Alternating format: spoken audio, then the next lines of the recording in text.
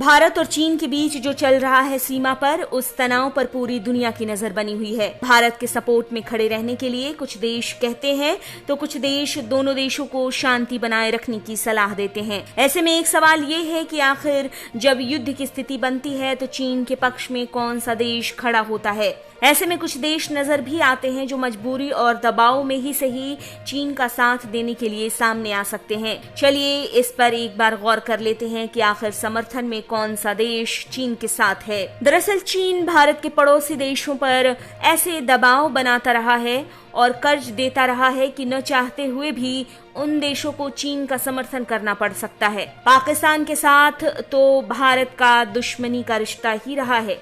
ऐसे में जाहिर सी बात है कि उसका समर्थन चीन के साथ ही रहेगा। लेकिन भारत के अन्य पड़ोसी देशों जैसे कि श्रीलंका, म्यांमार, मालदीव और बांग्लादेश समेत अन्य देशों को चीन अपने इशारों पर चला रहा है, जिसकी वजह से ये देश चीन को खुद ही आगे आकर समर्थन दे सकते हैं। एक वक्त ऐसा भी था जब बड़े और शक्तिशाली देश छोटे देशों को सुरक्षा मुहैया कराने के बदले उनसे सालाना फिरौती लिया करते थे, लेकिन चीन उस वक्त के बीत जाने के बाद भी इसी नीति पर चल रहा है, जिसके तहत वो छोटे छोटे देशों को सुरक्षा देने के नाम पर उनकी जमीन या दूसरी और जरूरी रिसोर्सेज को अपने अंडर ले लेता है। पाकिस्तान चीन की तरफ ही क्यों हमेशा होता है?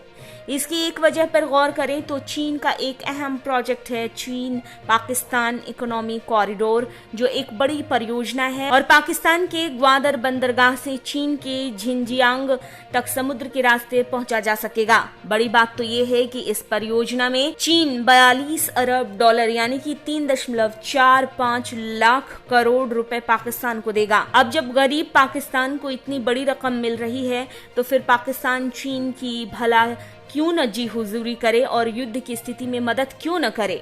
अब बात करते हैं नेपाल की। करीब 1.5 दशक पहले दुनिया भर में नेपाल को एक हिंदू राष्ट्र के तौर पर जाना जाता था। वहां के पूर्व राजा वीरेंद्र के पूरे परिवार की हत्या किए जाने के बाद से ही भारत विरोधी हो गया नेपाल का रुख। नेपाल की वो माओवादी ताकतें जो चीन से प्रेरित हैं, उन सब ने नेपाल को भारत विरोधी घोषित कर दिया और अब नेपाल भारत के खिलाफ खड़ा हो रहा है।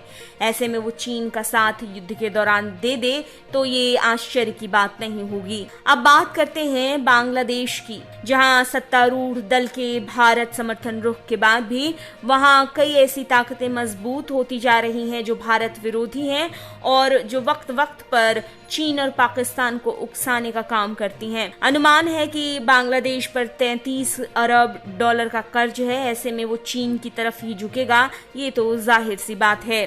श्रीलंका की हालत भी कुछ ऐसी ही है। श्रीलंका में महिंद्रा राजपक्षे की सरकार चीन के चंगुल में फंसती दिखाई पड़ती है। श्रीलंका ने हम्बनटोटा पोर्ट को 99 साल की लीज पर दे दिया और इसके बदले में चीन से उसने बड़ा लोन लिया।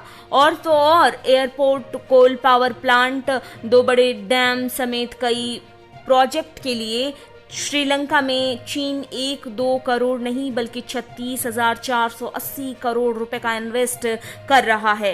इस स्थिति में चीन के सामने श्रीलंका तो झुकेगा ही। मालदीव में हिंद महासागर, अरब सागर, बंगाल की खाड़ी से लगते 38 या फिर उससे ज्यादा छोटे बड़े द्वीप हैं, जिनमें से 16 द्वीप तो चीन ने ही लीज पर ले लिया है।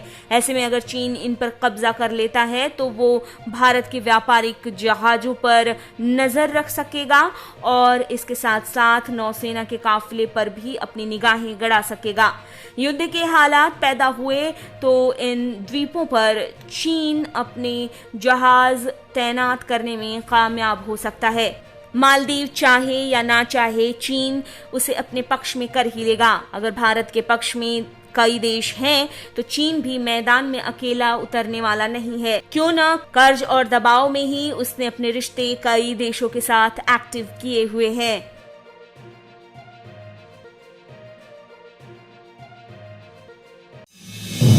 आप देख रहे हैं नेट्रिक न्यूज, साहस सच कहने का।